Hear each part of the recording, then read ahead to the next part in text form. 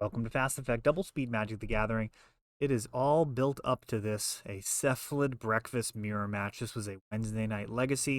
It was February 9th. I'm in the finals, undefeated up until this point, playing against Kyle. Took this list to the SCNK. Not sure how he did. I know his friend Tim finished, I think, 36th with Burn. Bunch of reps here in store. That's every Wednesday and Friday. Play Legacy in store. Of course, if you can't make it down, have Tuesday night now, webcam Legacy as well. Some of those videos on cameras. I better figure out how best to film those matches. Nomad and Core getting its hands dirty, turning sideways, doing a point of damage. Cavern of Souls. A Soul Guide Lantern, a main deck inclusion in Kyle's list. That really hamstrings the combo. Gonna need to get Thassa's Oracle into hand in order to win through that card. Brazen Borrower could also help out getting rid of the problem permanent. But for now, it's gonna be a pivot. Have a Stoneforge Mystic grabbing a Batter Skull.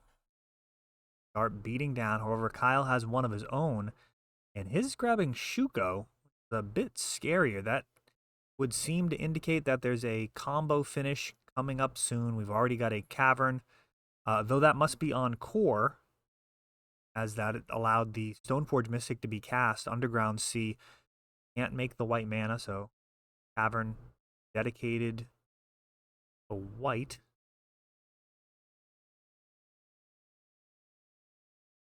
Nomads and Stoneforge Mystic, both of them are Core. Them just white mana. We got Limdul's Vault. Rifling through the deck? That's the right word. Shotgunning through the deck. Looking for the ideal top 5. Really what you want here is a Cephalid and the Oracle.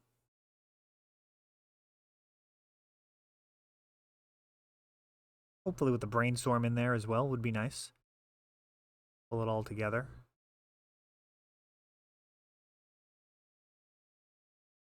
Cephalid. Now there is Shuko in hand, so this is potentially game over. Force a Will on the Cephalid, and Shuko comes down.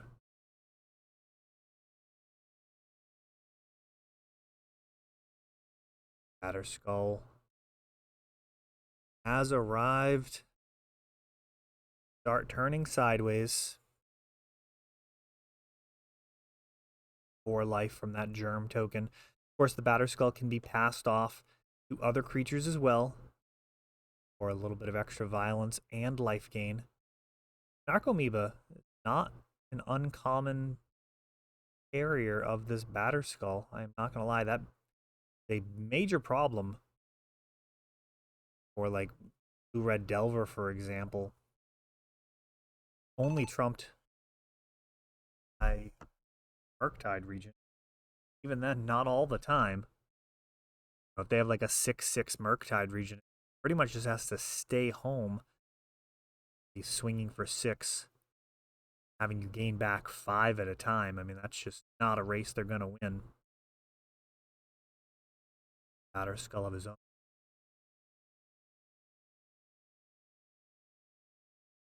The question of finding another Cephalid at this point. He's got the Shuko on board.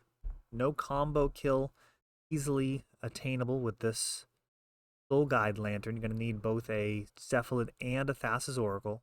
It looks like the Oracle might already be in hand.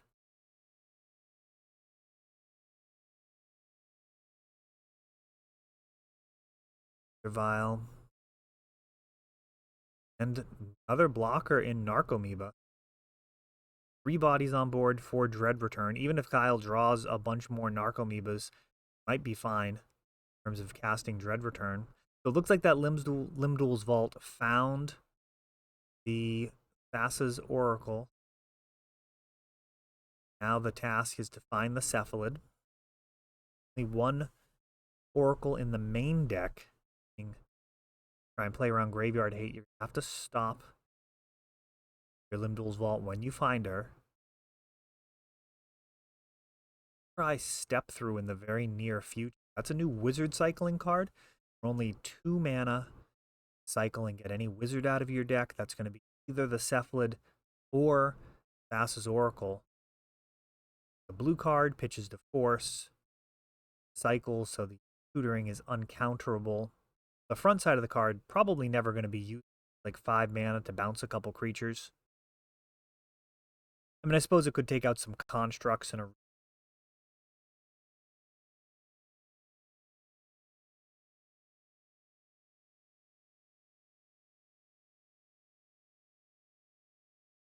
search for 2 uncounterably. Also another shuffle effect.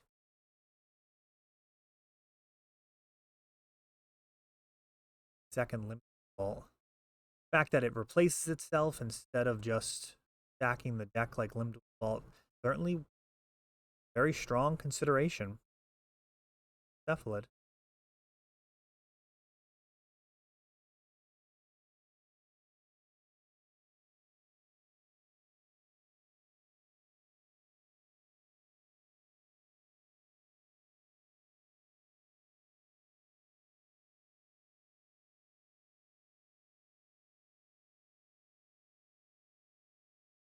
Have a Cephalid attempting to enter the battlefield.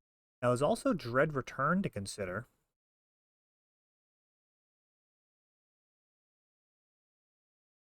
Actually, in this build, it's not castable. Previous builds, I did have another Underground Sea. Ultimately ended up axing that. It's costing more games. Occasionally, we're stuck for white mana. Stoneforge. Activated ability of Stoneforge. Adds. I'd like to update this. I've been playing this pretty much left and stripped away, and now the Cephalid. Take it down. Target that indefinitely, and then Dread Return a Thassa's Oracle.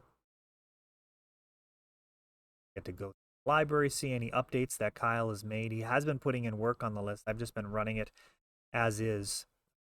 Pretty much, I mean, Theros Beyond Death, which was prior to the pandemic. Yeah, I think it was March 2020. I really haven't put in very much what I would consider to be testing. Just occasionally getting to play in some of these events. But I think Urza's Saga, a card very much worth considering. The most recent thing was Paradigm Shift. Card, old card, of course, technology along with Thassa's Oracle, exiling your library and shuffling your card into new library. Pretty easy way to get a small library going. Win.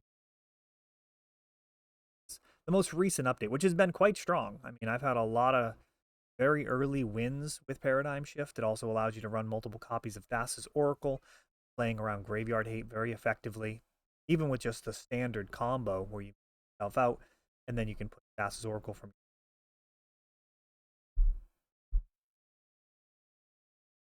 Dress Down's another new printing to be concerned about, not necessarily to sleeve up. Playing against it, Aether Vial is absolutely your friend. Had some pretty brutal interactions with opponents that I know have Dress Down, where you just activate Aether Vial, the combo on board. So if I've got Cephalid and Nomad, activate Aether Vial, what do you do in that situation? Have a Dress Down, like you play it, okay, that's fine. But are you done? Let's go to your end step so you can sack the Dress Down and go to my turn. I'll just tap Aether Vial again.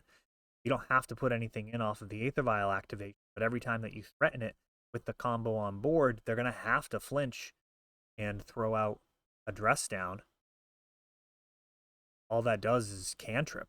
They get to draw a card and get to go to your next turn and try again. Aether Vial, absolutely your best friend versus Dress Down. putting your opponent in a no-win situation. It's really where you want to be.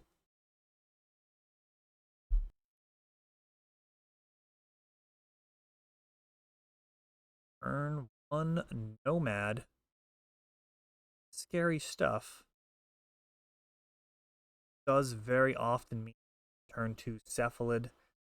That on its own, not very useful. Side Lantern. Card in this matchup. Got a Cabal Therapy. And Cephalid, Swords, Oracle, Brainstorm. Flash back here.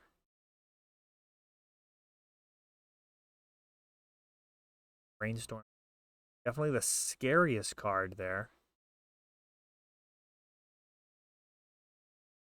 Basically a couple of useless combo pieces and a Swords to Plowshares.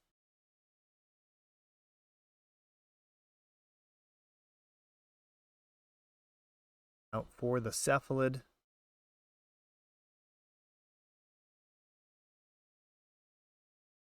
Probably have 5 cards in the main deck that I'd consider tinkering with right now. I have 2 Mother of Runes, 2 Limdul's Vault, and a Brazen Borrower.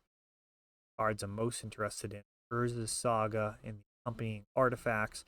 Then this sideboard plan of Paradigm Shift and additional copies of Thassa's Oracles. That could end up being a main deck option. Give even more paths to victory.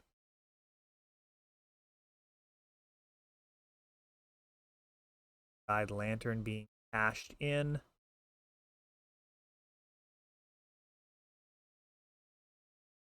Couple of cards in the library, so this Swords to Plowshares is useful, buying some turns.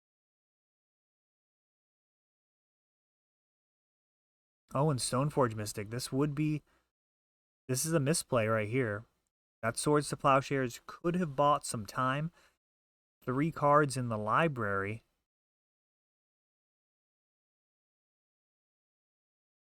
Thassa's Oracle hits, and it is game over. Yeah, that Swords to Plowshares is an instructive moment for those playing against Thassa's Oracle. Swords to Plowshares with that trigger on the stack is going to turn the devotion into 0, meaning I have to have 0 cards left in the library. Just leaving a white mana open would have kind of forced me to either have counter magic, which if I don't have, I just lose by jamming an Oracle early. So the most likely line there is I just have to wait until I have 0 cards left in library before playing Oracle, giving several turns to potentially top deck a necessary counter or just win on your own. So that's definitely an instructive moment there. That Stoneforge Mystic tapping out really didn't accomplish anything and just lowered the shields. The Cauldron Complete wasn't going to be able to help out in that situation.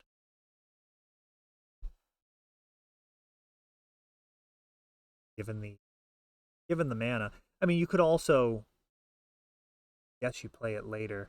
Really, your whole focus there, I've presented a win condition at that point. Paradigm Shift has eliminated the library. I'm going to lose when I run out of cards.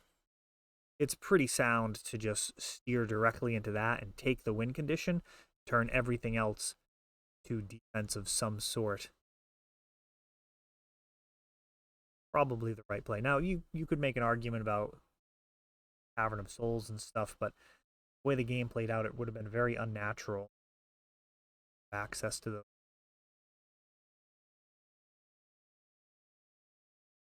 This is all about that Thassa's Oracle.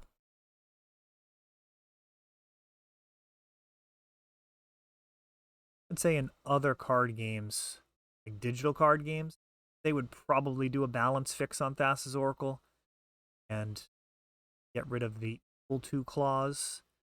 And so you have to have extra devotion, at least being able to exile the Thassa's Oracle or remove her in response to the trigger, preventing the win. As it is, creature removal mostly crap versus this, except for the rare exceptions like we saw last game where there are some cards left in the library. Typically, it's going to be 0 cards in the library. Exiling Thassa's Oracle will not be of any value. Another Stone Forge, this time grabbing Cauldron. Now, typically, when it comes to my thought process with this deck, I am trying to win with the combo. If my opponent overextends, really leans into mulliganing into Leyline of the Void, or aggressively trying to find answers to the combo, passing on card quality or card advantage, then going to go ahead and pivot into the Stoneforge plan while they've hobbled their main strategy. Get a Cabal Therapy, leave Kyle attempting to show the hand like it was Inquisition of Kozilek or Call looking away there. Going to go ahead and hit a Aldra and leaving just Swords, Saga, and Force of Will played around. Nomads, leaving no blue cards.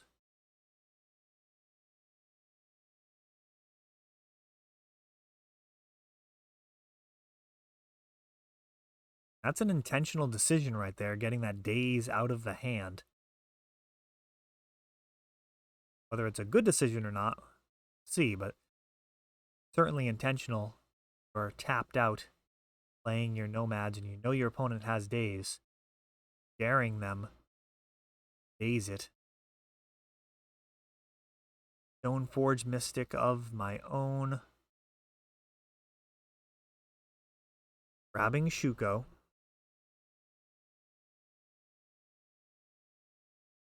Kind of a Swords to Plowshares proof situation. Don't really care. Swords to Stoneforge, you can just cast a Shuko anyways. Swords to Plowshares, however, very good against the eventual Cephalid. Like a couple of random cards left to play around. Got to assume there's going to be a blue card in there, but right now it looks like getting rid of that Swords to Plowshares is important. Also dealing this Force of Will.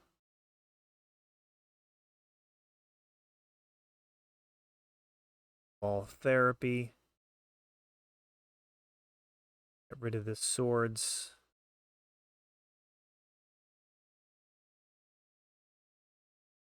Go in hand.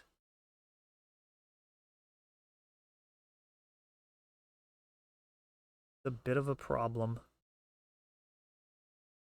for Shuko to have to deal with instant speed removal.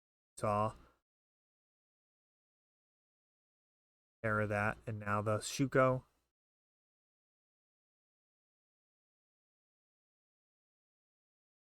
does get past this pair of Force of Wills. Cephalid, that hits the Force of Will, leaving just a Dread Return in hand. And no double black either, so not going to be casting this Dread Return. Forge gets in there for a little bit of damage.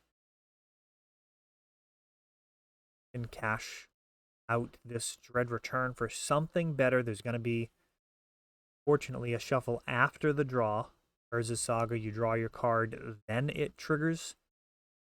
Great if you could shuffle prior to that and just see a fresh card. Preferable. Here's the other Cephalid, and that's going to do it. Shuko's going to be enough. Thassa's Oracle in hand in case there was some type of shenanigans to deal with the graveyard. As Cephalid, Breakfast. I mean, it was inevitable. It was going to win this one no matter what. Cephalid Breakfast mirror match at the finals. Wednesday Night Legacy.